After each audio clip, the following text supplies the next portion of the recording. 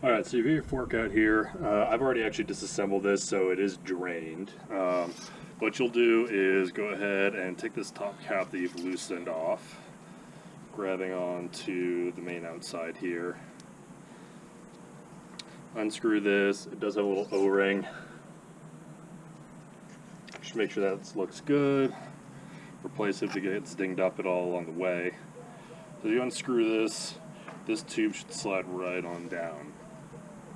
So now go ahead, this is still loose actually, that should be nice and snug on there. So what you'll do next is go ahead and grab this metal tube right here. You can see it kind of hooks in just at the top.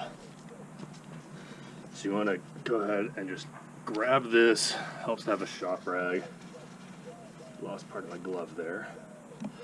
Grab your shop rag, pull that down, and this little disc comes right off. You can see it's got that little hole in it. Go ahead and set that aside. So next we need to get the red cap off. So as you can kind of see right on here, it is notched, so you can grab on that with some pliers. Again, this aluminum on the red part is really soft, so if possible, get pliers that don't overlap that at all.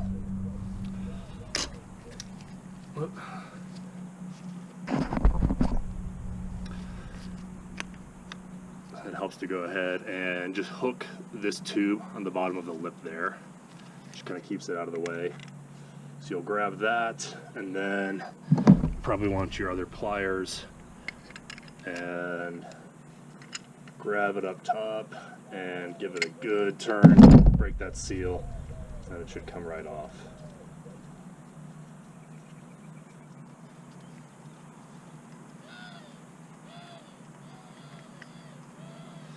There you go, red cap off.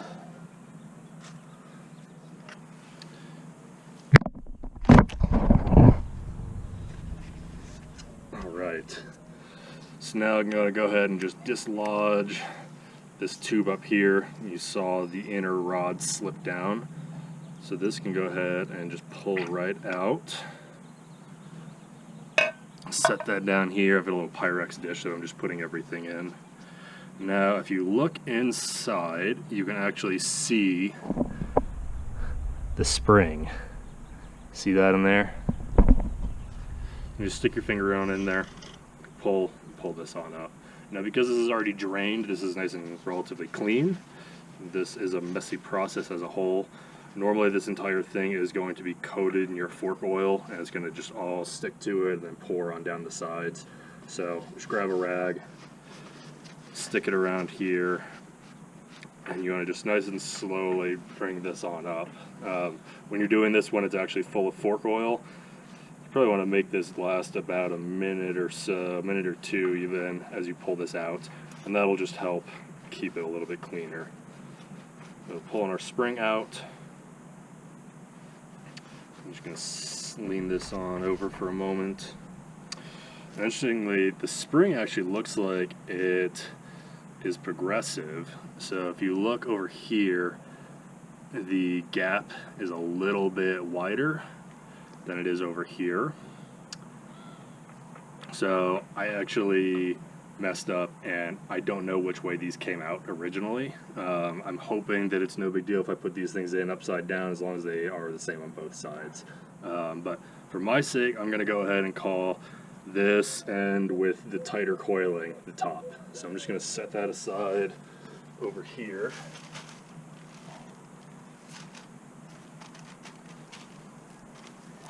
And so you can see what I'm doing to keep track of my progress. So here I've got my top, so I'm just sort of laying everything out from top to bottom for when I go back to reassemble it. Now that you've got your spring and that valve rod out, you will go ahead and take this and tip it over into a collection basin. So you're going to want to measure the oil that comes out of this. Just move you down here. You can see my little rod or Pyrex dish I'm using to capture everything. So again, I've already drained this, so you're not seeing anything, but typically this would be when the fork oil is draining out. And it helps as you're doing this to go ahead and give that a couple pumps. And that'll just help drain out all the oil. And you can even see here, despite the fact that I've already drained this, it still has some sludge in it. Look at that nasty metal colored oil in there. That's what we're trying to get rid of. And both of these looked a lot like that when I first drained them. So pretty gnarly looking, definitely needs to be changed. So now we'll go ahead and just let this sit here in its dish, and we are going to just let it drain out there for, that's a little cool today. It's like 60 degrees, so I'm going to let this do a 15-ish minute drain just to get all the stuff down all the way to the bottom. Alright, so here's something that was a little interesting. This only happened on one of the forks. It was my right fork. So as we were disassembling it, we had this valve rod come out first as before, and then the spring. But then interestingly, this guy also came with it. And these two little rings. So don't know why it was only in one, but this came out after the spring, all of this, so it was all the way at the bottom. Truthfully, I didn't even see the order this stuff fell out in. I heard it clink into the collection thing that I was using.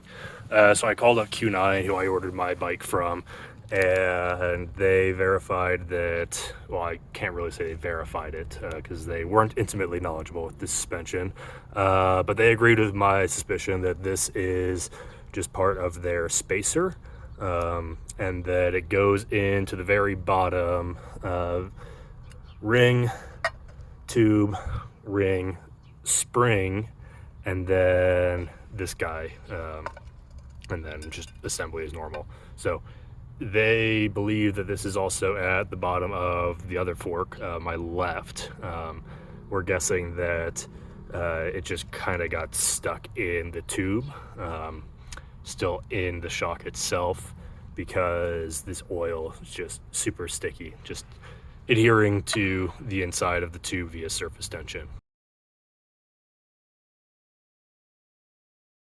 Alright, so we're going to measure out our new fork oil. I'm going to go ahead and use some 15 weight here, just kind of pick something in the average and went with it just as something to change, because we have no idea what was in there to start. So when I drained it out, I got like about 210, 215 mils. So I figure with all the stuff that just got left stuck in there adhering to the walls, probably about a 220 mil capacity. I'm going to go ahead and fill it right about that same amount, about 210 to 220 mils.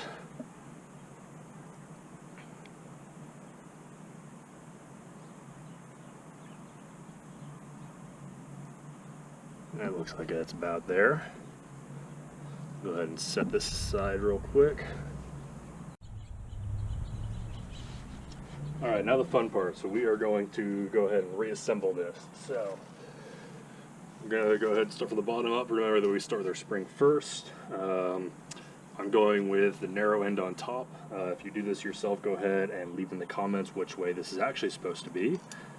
But this is the way it's going to be on mine for now. So, I don't know if you saw that. I'm just taking the spring, sticking it over that center rod, sliding it on through. Easy peasy. Alright, so now we've got that in there, I'm actually going to go ahead and fill this up. Hopefully that doesn't slide off anywhere.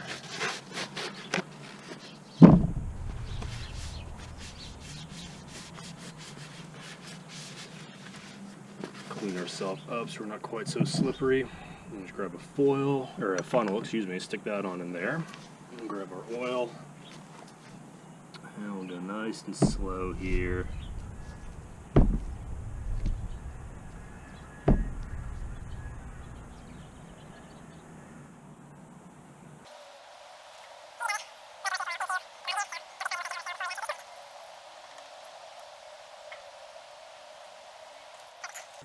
So that took 220 without any fuss at all. And I can see it in the bottom. Alright, so realizing that that little center dowel rod that you saw kind of sliding in and out of the center is now in the tube and beyond that finger reach. So you remember before we could just turn it upside down to get that to slide out. It's full of oil now. We will dump out all the fresh stuff we just put in there if we just turn it over. So I got one of these little extendable magnet rods. I'm going to try and fish it on down in here. Easier said than done because everything in here is metal. But it looks like it's working. Yeah, there's just enough light to get in there and see. Slow and steady wins this race. Got her back out. Go ahead and set that aside for now. So now we're going to go ahead and take, I don't know what the actual word for this is, I'm calling it a valve rod because it's a rod and it's got some holes in it for valving the fluid. So this is going to go ahead and go in with the collar down. We'll see if we can get this in without losing our rod again.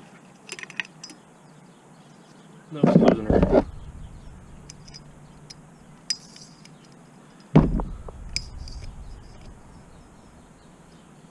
Alright, getting our rod back out here.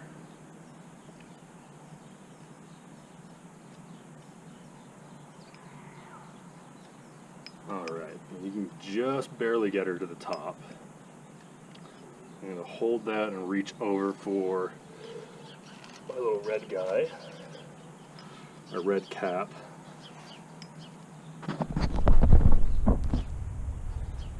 Alright, whoops.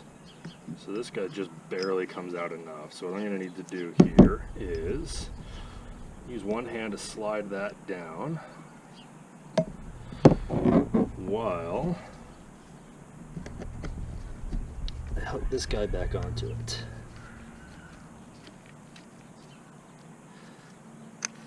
Alright, use our trick that we did before, just get this hooked underneath that little metal collar there without pinching your glove. Give that a nice spin back on. And now we'll go ahead and use our pliers. Tighten this back down.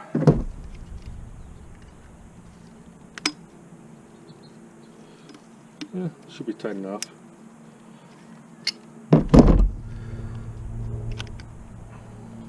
Alright. So now we got one last piece to go on this. It's that little disc with the cutout.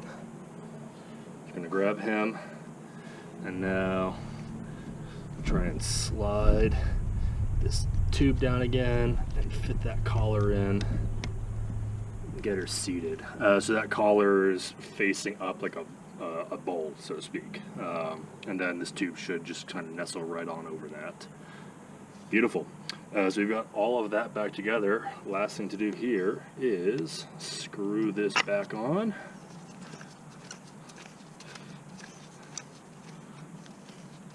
Just gonna go finger tight for now. But enough to get that O-ring to seal. We're working outside, so we'll keep all the crud out. That's actually a good point. If you're working outside, have lots of your rags handy before you put anything back together. Give everything a full visual inspection. Turn it over 360 degrees just to make sure you don't have any grass, dust, anything like that. Bugs, those are coming back out. Alright, time to put it back together. So let's see, we've got our new forks here, wheels sitting here ready to go. We're going to need our 10mm socket or wrench ready to go. So first things first, remember that you have two different ones. This guy over here with the brake caliper is going to go on your left-hand side, that's driver's left, and this guy's going to go on the right. So we'll go ahead and start with our right. And then go ahead and just slip that on up there, pushing those cables out of the way. And then guide it on in there. And basically the angle here, it actually does hold tight on its own without me holding anything. So I'm gonna go ahead and get that kind of lined up there. And I'm gonna do the same with the other one.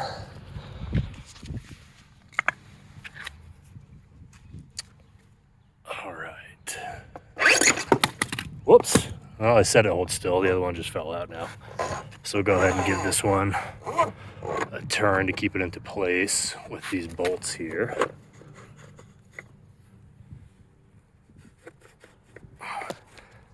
This one's more stuck. Go ahead and back that out here. All right, so we're gonna take our axle nut here. Got a little bit of grease on it already. These things are always super dry to begin with, so we're gonna go ahead and re-grease it and clean up these threads a little bit just because I can see that there is some crud in them. Fortunately, I'm out of brake clean, otherwise I'd hit it with the spritz of that. Just take my finger here because it's already dirty. A little bit of grease. Just using this Lucas kind of generic grease. That should do the trick here. So now, we're just getting this lined up. So I'm going to go ahead and snake that through.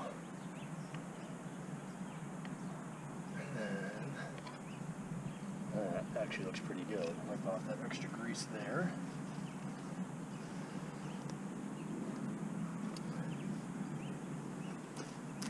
Cool. So that looks like it's actually lined up very well as it is.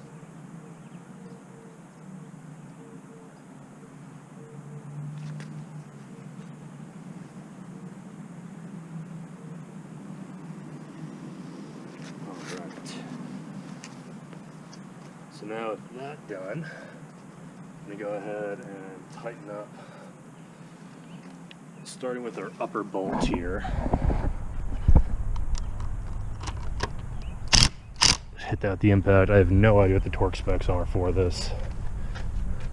Do the same over here. All right, and now there's a couple little accessories, some loops that help for cord management that are going to go around these bolts. So I'm going to have to go ahead and pull those out of the bag I have them in for the time being.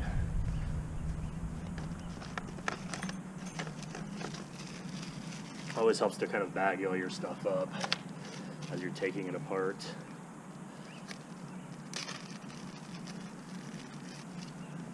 Help you remember where everything goes. So these are just two little extra pieces. Honestly, I don't use the side markers, so I don't think I'm actually going to put these back on.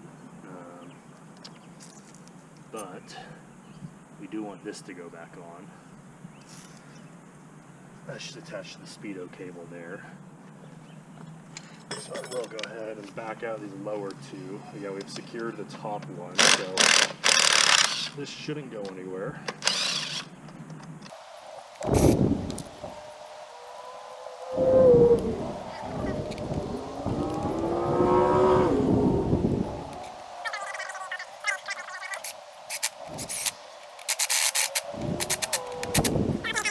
Right, I'm going to do the same to the other side.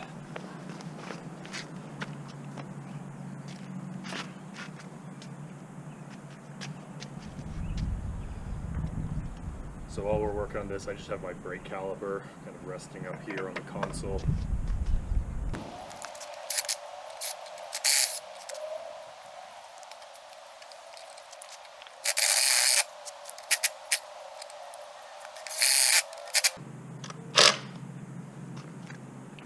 All right, so you've got those remounted. Now let's go ahead and put our wheel back on. Go ahead and get everything lined up here. So that's our speedo. There's this little collar for the speedo. That, if you recall, kind of sneaks in with these little teeth just into our wheel there. Try not to drop it on the ground and get it even dirtier. I'm going to go ahead and put a little grease on these nuts as well, or the bearings. So we got that nestled right on top there. Save our collar until the end.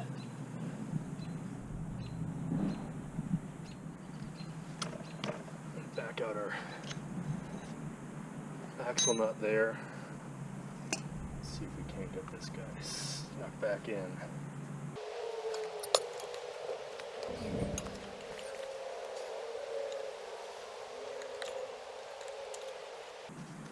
A little bit of a balancing act here. And go ahead, get this guy just about ready to go.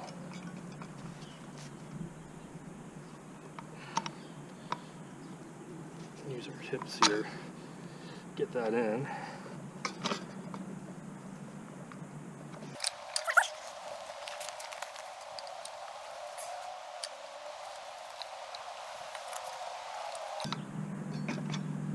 There we go. Getting all that lined up would be a lot easier if you had an extra person, but we still did it.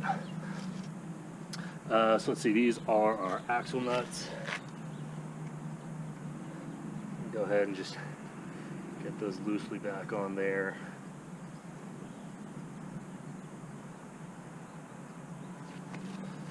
Very good. Alright, next we're going to get to the brake caliper. Alright, these should also be some 10 millimeters.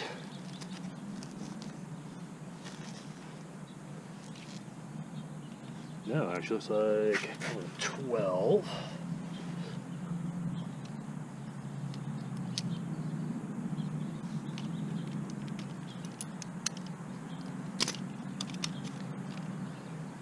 Yep. Good big boys, 12 millimeters for our brakes here. Alright. Get the spiders out of there. This has been sitting pretty much unused all winter long. Let's see if we can get away with that. I'm going to spread these. Alright. Keep an eye on your cable here. Already getting twists and kinks in it.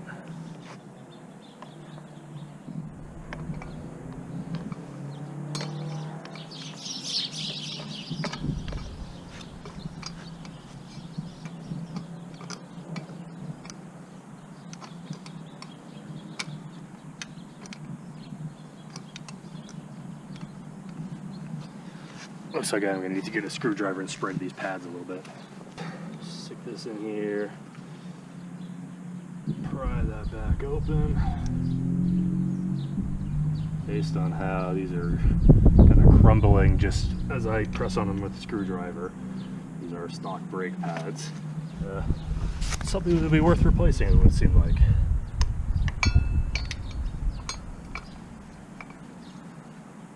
Awesome, so we got that seated.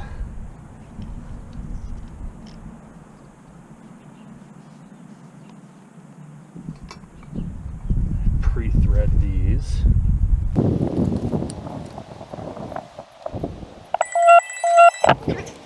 Lock these into place.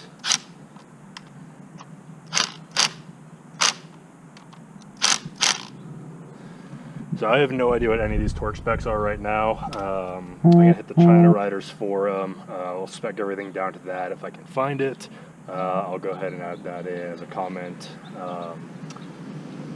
But right now, just kind of everything tight without being excessively so with our little impact drill here. Alright, so we've got all that on. I think we should be able to finish this up now with just putting our covers back on. So we've got our front covers left and right. Tell which side is which. That's our bottom right there. This one with the wider wing that just goes on the outside there.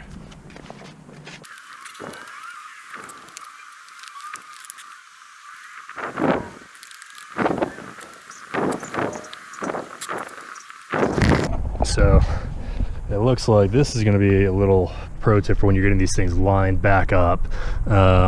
Make sure these screws are Definitely not like this one was, where the screw heads, the Phillips, are pointing towards the wheel because I could barely get to them. There's just a little Phillips head with that is a 6mm. Yeah, with little 6mm bolts on back that you'll need to hold to get those to loosen up. Loosening that just allows you to rotate these little white collars here, and that'll let you get our covers back on, because these have little channels in them that need to line back up and go through there. So we'll go ahead and loosen up this other side here real quick. Alright, now with those loose, we should be able to get these back on, lined up appropriately.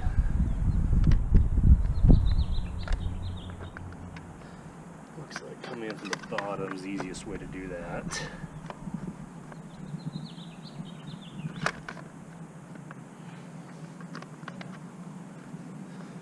Alright.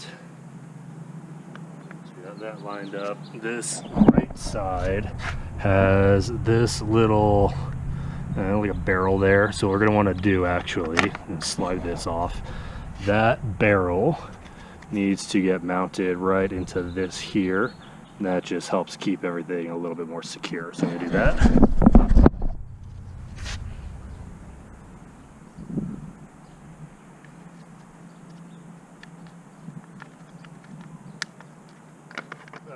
In. Now we can go ahead and do that. And then somewhere around here, yes, I do have some screws. I forgot to mention, I had the brake caliper bolts. Those do each have a little washer on them, just a regular ring washer. All of these little securement points for our fork covers, these all have little lock washers in addition to the screw here. So we'll just get this lined up with the bottom of the fork.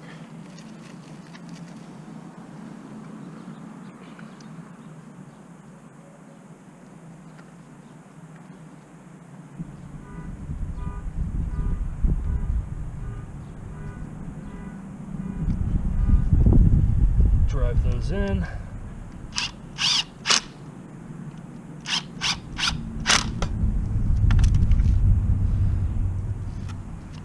We'll go ahead and lock up our upper ring collar.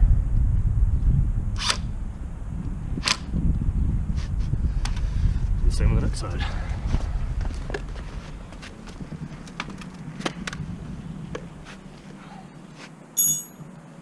So this one actually doesn't have a barrel or anything like that. Let's see if we can still get our brake caliper line in there. No, it doesn't look like it wants to fit at all. So we'll just kind of neatly tuck that in there. Since we have the same channel set up.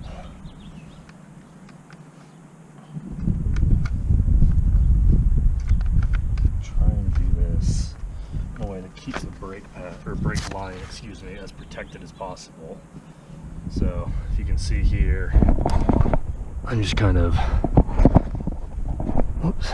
looping it underneath that, and then we'll drive the screws into those, and that should pin this right into this little channel in here. Let's see if everything holds secure while we do that.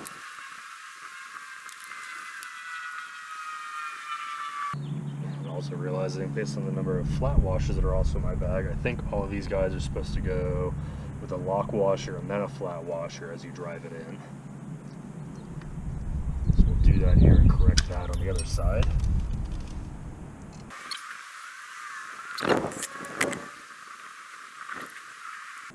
Alright, I'm going to need either just a screwdriver, I'm going to get an extension for my wheel here, just because that inside one is too difficult to get to otherwise. Alright, axle covers, or not the axle covers, fork covers reinstalled. Now we're going to retighten this axle bolt. 45 foot-pounds is the spec I looked up. So this is actually two different sizes. On the driver's left you have the bolt, that's going to be a 17 millimeter. And then on the back side, excuse me, not 17 millimeters, the bolt head itself is actually a 14 millimeter. So I'm just going to hit that with my wrench over there. Got my torque wrench here.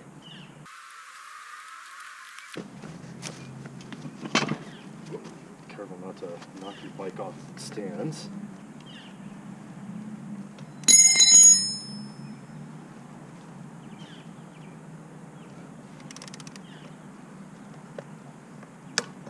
There we go.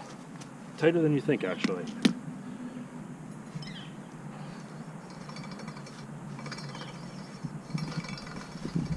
Alright, that's spinning well. My feather is just catching the brake caliper a little bit. But that looks good. Cool. So this part is done. And now, last part, very important, do not forget. We're going to come back up top and tighten the top covers back down. So now when you're disassembling this, this is actually going to be the first thing that you do before you even loosen anything up. Use the leverage that you have from the triple clamp here to hold the external cylinder in place while you come in with your wrench and you loosen it. And of course we're tightening it.